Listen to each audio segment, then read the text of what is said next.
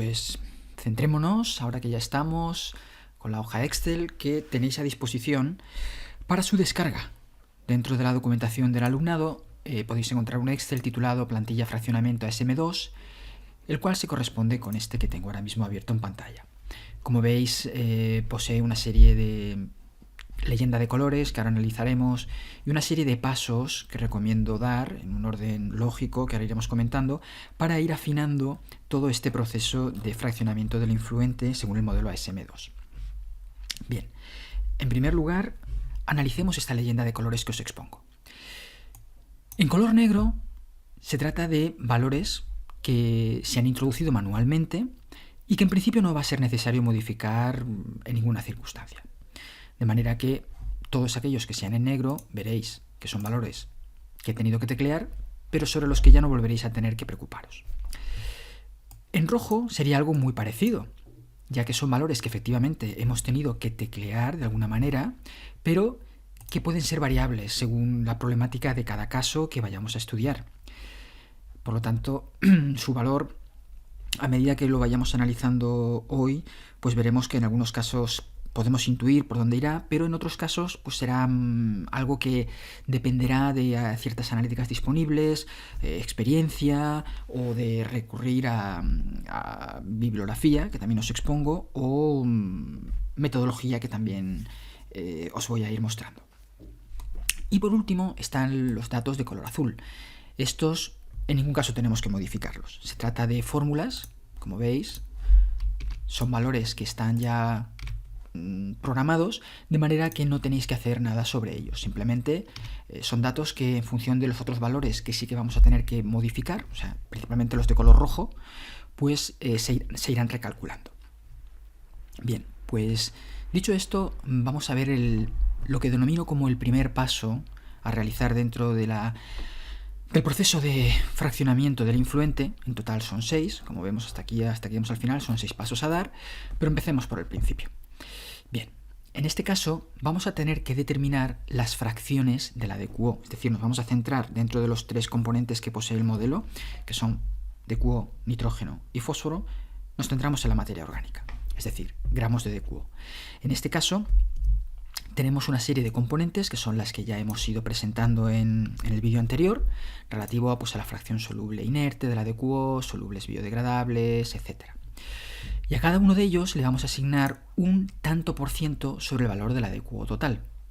Así que, si suponemos que conocemos una serie de datos básicos respecto al afluente, de esta forma podemos ir más allá de lo que hacíamos con el software Lynx ASM2D, el cual, si también lo disponéis de él, en cuanto al influente, el software necesita conocer este tipo de información detallada de cada componente, de las bacterias heterótrofas, de la fracción soluble inerte, de la particulada biodegradable, etc.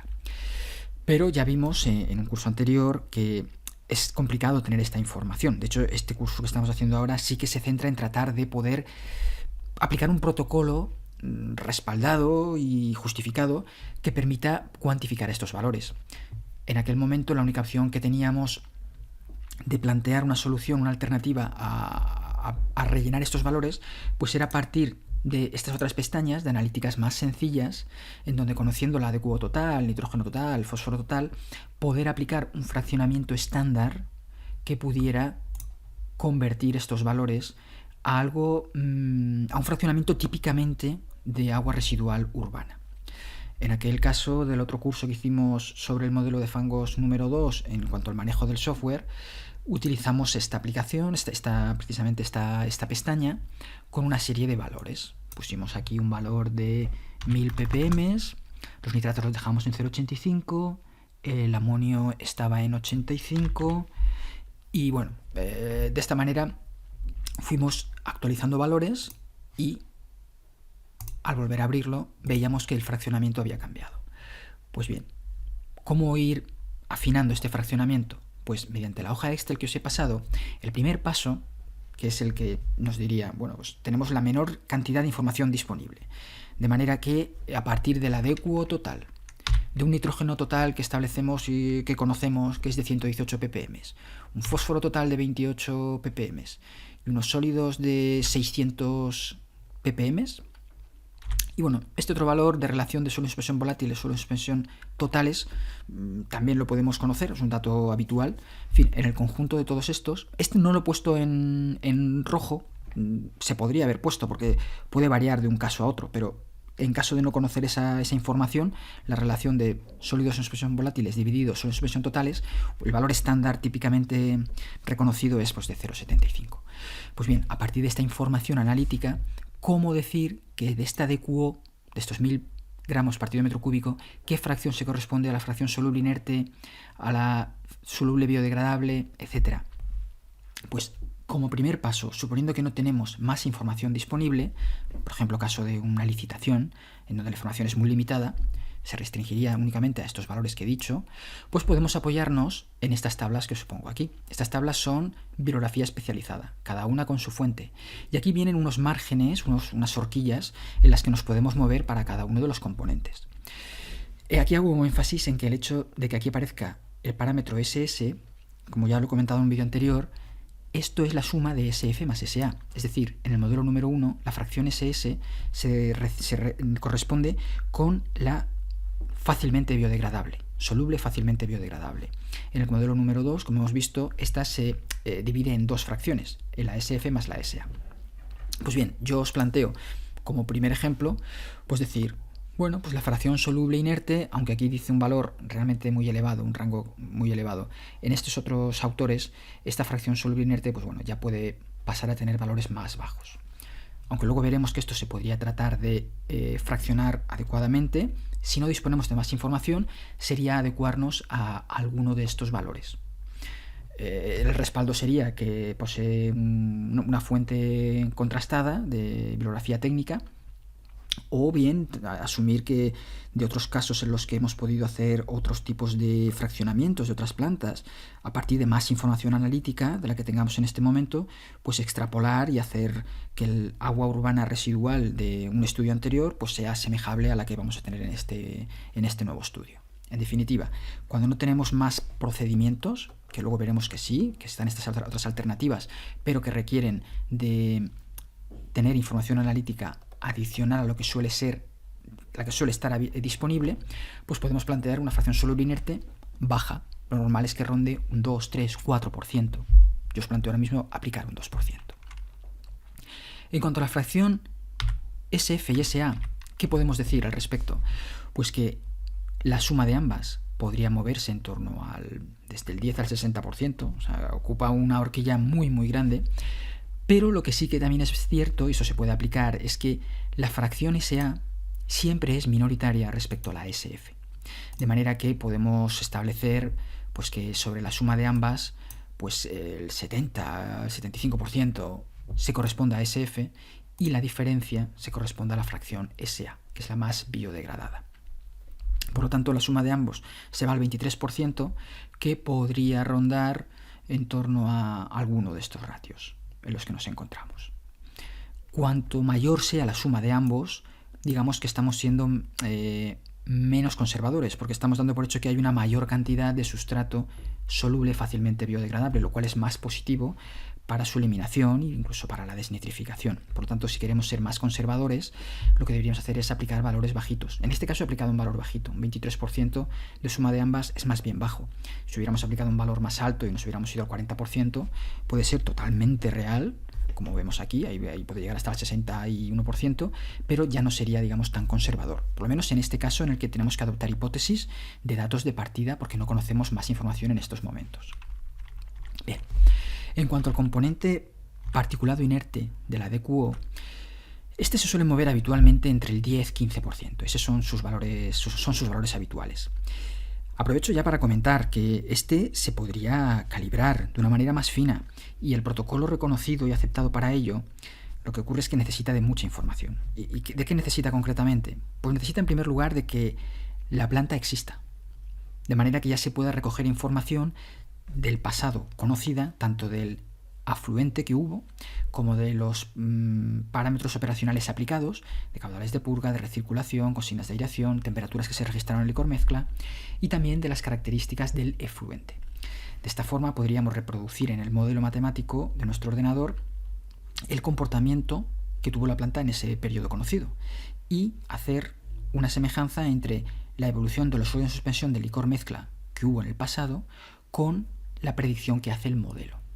De manera que si nos encontramos con que los sólidos en suspensión de licor mezcla según el simulador son muy altos, pero sin embargo en la práctica experimentalmente estos no han sido tan altos y han sido más bajos, pues nos veríamos en la necesidad de tener que bajar el valor de la fracción XY, ya que la XY tiene una gran influencia sobre la acumulación de sólido en suspensión de licor mezcla en el reactor. Por lo tanto, variaciones en este valor, pasar del 15 al 10%, esa reducción sí que implica que los sólidos en suspensión de licor mezcla bajen bastante. Por lo tanto, una manera de ajustar, de calibrar este parámetro XY es a partir de la simulación de los sólidos en suspensión de licor mezcla en el simulador para que se ajusten a lo que ocurrió experimentalmente en la planta real. Pero como veis, para esto pues hace falta tener mucha información y de hecho el gran condicionante es que hace falta tener una planta ya existente. Y por lo tanto no estaríamos en una fase de diseño de una planta nueva que no existiera, sino que ya debería ser una remodelación, una ampliación, algo así. Pero ya por lo menos conocéis esa forma. Entonces, ante la imposibilidad de la mayor parte de los casos poder aplicar este procedimiento que os he aplicado, que os he contado respecto a la fracción XY, mi consejo es que ronde entre el 10-15%. Aunque aquí habla de otros valores que pueden llegar hasta el 16%, hasta el 20%, lo normal es que ronde el 10 y el 15%. Esa sería mi recomendación. Y en cuanto al componente XH, son las bacterias heterótrofas, aquí he puesto un valor de un 10%. Es un poco elevado. La verdad que no haría falta llegar a tanto. Podríamos bajarlo. Normalmente puede rondar un 2, un 3, un 4%. Y es que tiene escaso impacto en lo que es el influente, ya que esta especie es la mayoritaria en el reactor dentro de los sólidos, los componentes particulados, de manera que su crecimiento dentro del reactor es el condicionante para la cantidad de bacterias heterótrofas que vamos a encontrar. No depende tanto de lo que pueda llegar de bacterias con el influente, sino de las condiciones que condicionan su crecimiento dentro del reactor. Por lo tanto, yo este valor incluso llegaría a proponeros el bajarlo. Podríamos llegar a poner un 2%. Me parece más razonable. Pues bien, sobre estos valores, como veis, el de la DQO particulada biodegradable, está en color azul, por lo tanto es una fórmula. Es una fórmula que lo que hace es que simplemente, como es el parámetro más complicado de poder precisar y al mismo tiempo es el mayoritario de toda la DQO, lo que se hace es que sea la diferencia entre el 100% menos el resto de componentes de la DQO. De esa manera, absorbe los posibles errores que puedan haber entre unos y otros componentes, pero lo absorbe un componente que es el mayoritario, de manera que no tiene tanta repercusión, o sea, tendría mucha más repercusión aumentar un 1% en la DQO soluble inerte, si lo hacemos como diferencia entre 100 menos los otros componentes, que el hacerlo sobre este componente mayoritario, y que en vez del 58 sea el 60%, no tiene repercusión apenas. Así que esta sería la forma de ir fraccionando el influente, al menos mediante una justificación en base a bibliografía, cuando no tenemos más información que la que os he comentado, que quedará reflejada en este tipo de tabla, de DQO total, nitrógeno total, fósforo total, etc. Pues bien, estos valores son los que van a ir condicionando los valores definitivos de concentraciones de algunos de los componentes que aparecen en esta tabla. Estos son la totalidad de componentes del afluente en el modelo número 2. Algunos dependen de la materia orgánica, o sea, son parte de la materia orgánica, otros lo son del nitrógeno y otros lo son del fósforo. Así que, por ejemplo, podemos ver que en el caso de la fracción soluble inerte, el hecho de que hablemos ya en miligramos de DQO partido litro, gramos partido metro cúbico, es que se ha cogido únicamente el valor de la DQO total y se ha multiplicado por el tanto por ciento que tocaba, que habíamos determinado, de la fracción soluble inerte. Por tanto, es simplemente a los 1000 ppm de DQO total multiplicar por 2%. Por lo tanto, el 2% de 1000 son 20. Y así es como se repetiría con el resto de parámetros que aparecen en esta tabla. Es decir, lo mismo se aplicaría con la SF, con la SA, con la XY, con la XH y con la XS. Estos dependen de estos valores que aparecen en esta tabla y que hemos decidido nosotros. Porque hay otros muchos valores que también dependen de la DQO y sin embargo ya están establecidos en que tienen un valor de 0. Por ejemplo, bacterias PAU o polihidroxibutirato. Pues porque podemos decir con total tranquilidad de que si la especie mayoritaria de la biomasa, que son las bacterias heterótrofas, ya es sumamente baja en el influente, pues las especies minoritarias, como son las bacterias PAU o como son las bacterias autótrofas, serán prácticamente 0 y por lo tanto las podemos asumir en 0 para todos los casos. Y si la bacteria PAU es 0, también lo serán los polifosfatos y el polihidroxibutirato, porque ambos se encuentran en el interior del cuerpo de las bacterias PAU. Estas sí que tendrán un valor significativo dentro de los reactores, pero lo que es en el influente no los tienen. Es por eso que podemos ir aplicando esta serie de ceros, incluso también al tema de eliminación química de fósforo, ya que no hay una adición de reactivos en los propios colectores.